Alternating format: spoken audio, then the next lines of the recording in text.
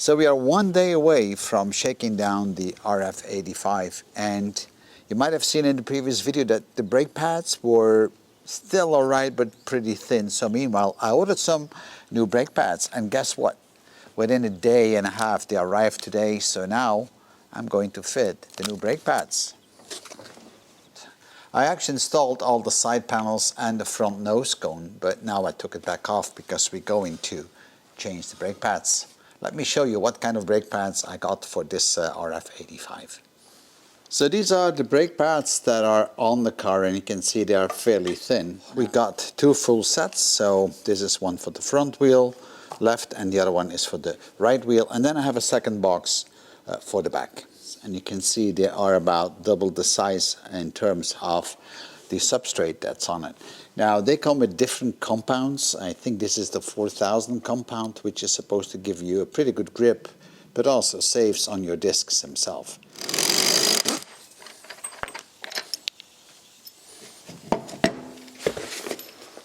Now as you can see, removing these brake pads isn't all that difficult. All you need to do is to pull out these split pins and then the pads will come out. They may be a little bit stuck, so you might have to push them open a bit before you do so, but that's about it. So let's do it. And that's how it's intended to be, because you want to be able to change those quickly on the track. So now you can see I can't take them out yet because the disc is slightly grooved, so I need to squeeze them open. Okay. One should come out. They would have lasted for the shakedown, but it's better to put new ones up. I'm using a bit of brake cleaner on this.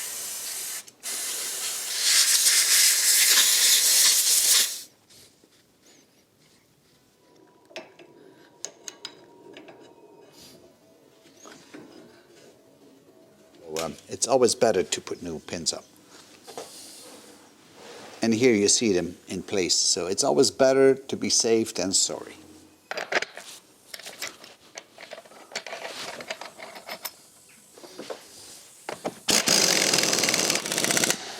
And I will put them to torque once I've done the other wheel and the car is back on the ground.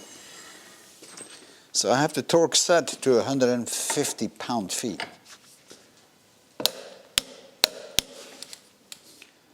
I think the car is about as ready as it can be, so let's put it on the trailer. And then tomorrow morning at 5 o'clock we can be on the road. Finally arrived on the track, and it was already pretty crowded, so now it's just a matter of getting ready, and we have about 4 runs to go. Just going to get it a little bit more fuel. I think I've been running about 15 liters on half an hour.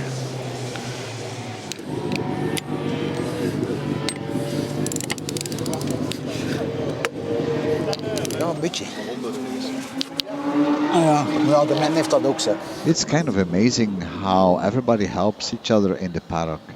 It doesn't really matter what kind of car you have, a real fast one or a slower one or a real classic one. Everybody helps everybody.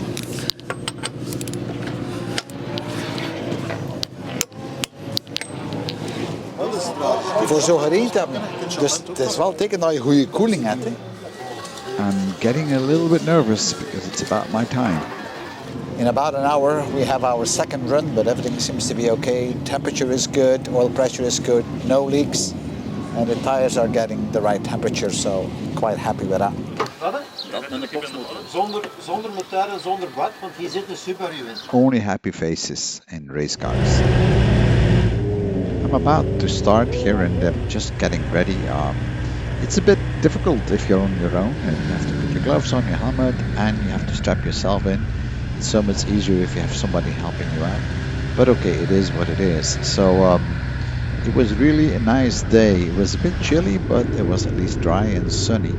So here I'm getting onto the track together with a lot of other cars that are gonna ride with me. I was not the only one, of course, and you can see we got all kind of cars, fast ones, younger ones, older ones. Most are fairly old, even a Volkswagen V-Class. Now driving on the track was for me quite a revelation with this car. I didn't expect it to go that well. You can see it's cornering very, very well. I'm catching up pretty quick at every corner because this car sticks really to the ground. That means the geometry is just fine. Now on the straight stretch, I haven't pushed it all the way because I got tires that are not the original tires, so they don't have the right wear surface. But also I have new brake pads and I made some other changes to the engine. So I didn't want it to rev it up all the way to 6,000-7,000 RPMs. I kept it at a moderate 4.5 to 5.5, sometimes 6. I know the RPM meter, if you keep an eye on that, isn't really always working that perfectly. It's something I need to fix. Now what I noticed is that some of the cars are pretty much slowing down in the corners. But since mine is sticking to the ground, it's like glued on it, it did not even slip once. I could really speed in the corners, and this is the kind of stuff I like. This is where I have to catch up with everybody else, the corners. You can see there's a lot of Formula Fords on there, and those are typically 1.6 liters. Mine is a 2 liter, so I should have been able to keep up on the straight stretch. Now this straight stretch is not that long, but I was able to get near to about 195 clicks an hour based on the lap counter from a colleague of mine that I was chasing for a while because I don't have one yet. Because for me this is just fun, you know, I don't do this for breaking my own records. But of course, once you're in the car, you try. You try to go as fast as you can. You keep shifting your limits, and that's what this is all about. Fast cars. So I ran about 4 times 30 minutes, and that went just fine. I didn't have to do anything on the car and just driving it. Even the clutch started to work properly, which I thought it wouldn't. You can see me shifting between third and fourth gear.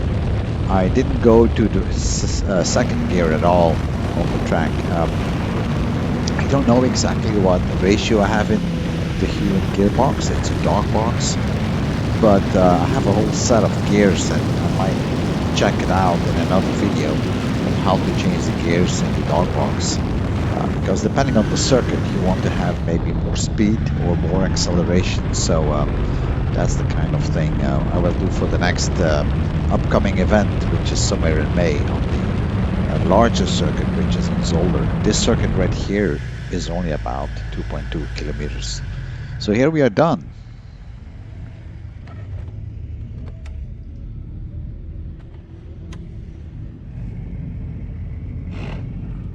It is the day after the shakedown of the RF85, so it is time to look back on a few things on this car, on how well it did. I've done 4 runs with the RF85, each of 30 minutes, and all 4 runs were very good. I had no adjustments necessary at any given time. The car was sticking to the ground, they would corner perfectly. Of course, the cross-weight balance is set on this car to 50%, which I had it on the scales before. And I have a video on that, on how to do your cross-balance weighting on the car. It did have no oil leaks, and I was quite happy because that was a bit the area I was a bit concerned about, because I could see some drips coming out, as you remember, on the oil filter. That worked out fine, no leaks at all anymore. So all by all, this car is really good. Now at the last minute change before I left, I changed the front brake pads because they were getting a little bit thin. So I put new Ferrado race brake pads in. So I'm going to have a look on how they look like after one race, because I can see we got quite some dust on the front wheels. Now the braking on this car is 60% in the front, 40% in the back. So the back brake pads, they are lasting quite a bit longer. The rims, well, I could see in one of the videos that this wheel right here, that it looked like this rim was moving around a little bit, no longer straight. I don't think that is the case, because when we put the tire up and when we were spinning up the rim to put the weights up to balance it, I didn't see it. But who knows, maybe it did happen afterwards. So this is something we will check. We're also going to check the brake fluid. We're going to check the oil in the gearbox, and the cooling liquid. And also we're going to check this red top battery, because I've been running now for about 2 hours on battery. Of course, I didn't start. I always started with my 8 battery, but it still would be good to see what the state is of this red top battery, which is only a 20 amps battery. So let's see what the state is on that one. And then it's going to be time to prepare for the next session, which is somewhere in May, I believe. I got lucky with the weather, because if it would have been raining, then we had another issue, and I'll show you that in a minute, why that would be an issue. And you got to be careful with some of those rims. So here I have my spare set of rain tires. So whenever I go to the track, I always have my slicks with me, which are on the car right now, but also a set of rain tires. Now, if you look on the rims on this one, I have shell blasted them, but in the middle you will see something very worrying. So I got lucky yesterday that it didn't rain, because I could not have taken these rain tires with me for this reason. Now, these rims are aluminum, but in the middle we have magnesium, and it's kind of an insert bolted down. But if you look closely, you can see cracks going all around these holes. So if you put this rim on your car and you go into corner at high speed, the last thing you want to have happening is that this middle part breaks off.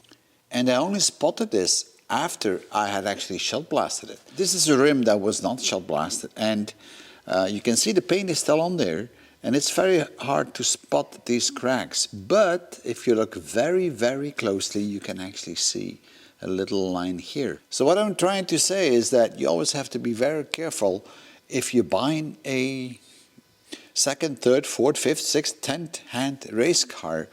You really need to check everything out. As you can see, we've been braking pretty good. See all this black stuff? So mainly on the front wheels we're having the brake power. So now it's time to clean that up a little bit. I like to take this dust off, and I'm using brake cleaner for that. All right, so let's check this rim anyway, if this is crooked or not. So I don't think the rim is really crooked at all. I think it was mainly caused by the camera. So let's check this side as well. And I think that's about the same, so that is good.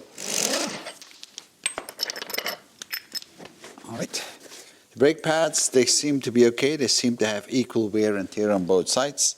The disc has no grooves in it, and it's equally worn, and it's very smooth. Let's turn it around, so that looks quite all right.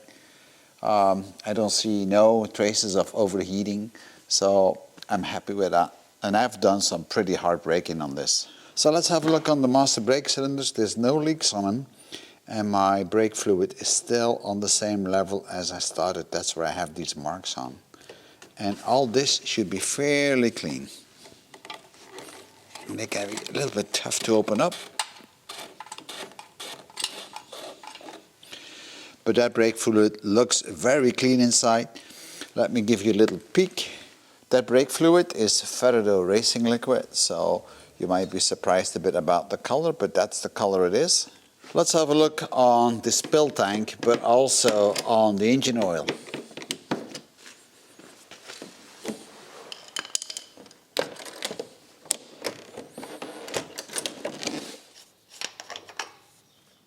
All right, so let's have a look inside the oil reservoir, and it has gone down a bit. I think probably about half a liter or so, but let me see.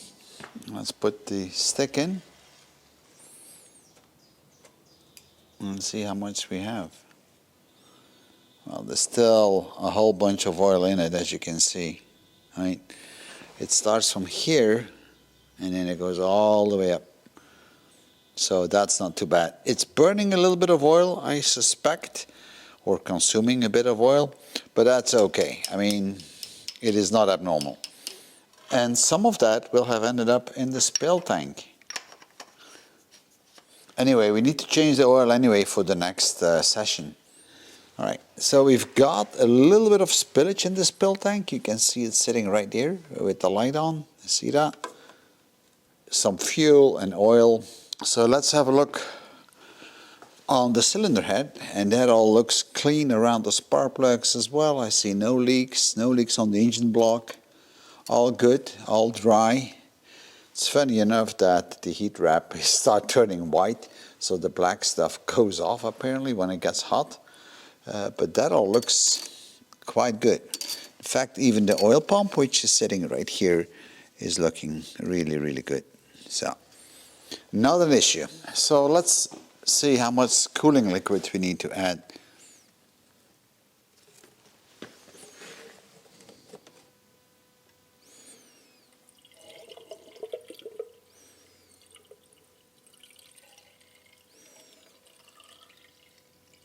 Oop. Now it's really full. If I look on my can, I started off at 1 liter, so I added about, let's say, 250 centiliter to it. So that is a quarter of a liter, which is not a lot. This is just probably the tube here, because it spills over into this catch tank, and I'm quite sure if I open that up, I will see it. So cooling is good. By the way, did you know that on some racetracks you're not allowed to have antifreeze? You have to have pure water to avoid spills, because spills with antifreeze can be very slippery. Now, before I forget, I should put my safety pin in on my fire extinguisher, because I forgot to put it in last night. Where did it go? Here it is. Because if someone pulls it by mistake, yeah, well, then you are in trouble. So this is a battery checker that I just hooked up to the battery, and I'm going to do a battery test, and it's just a flooding test. The tester tells me that the battery health is 100% and the charge left in it is about 30%. Now I've been running this for 2 hours and I still have 36% left. So basically 4 hours is about the maximum on this battery. I wouldn't want to go lower than that. So now I'm going to just slow charge it up so it can recover. So it's 12.2 volts left. That matches more or less with the 36%. So now I'm going to let it charge slowly. So the end conclusion is that the RF85 is in a fairly good condition. The only thing I need to do is to get some new rims for the rain tires, but all the rest seems to be working just fine. So I'm going to prepare it now for the next session or run, which is in May. I think it's the 21st of May in Zolder, and then you might see some more videos on this. But probably meanwhile I start working on Old Rusty. Anyhow, thank you for viewing, and I hope to see you back in one of my other videos. Bye-bye.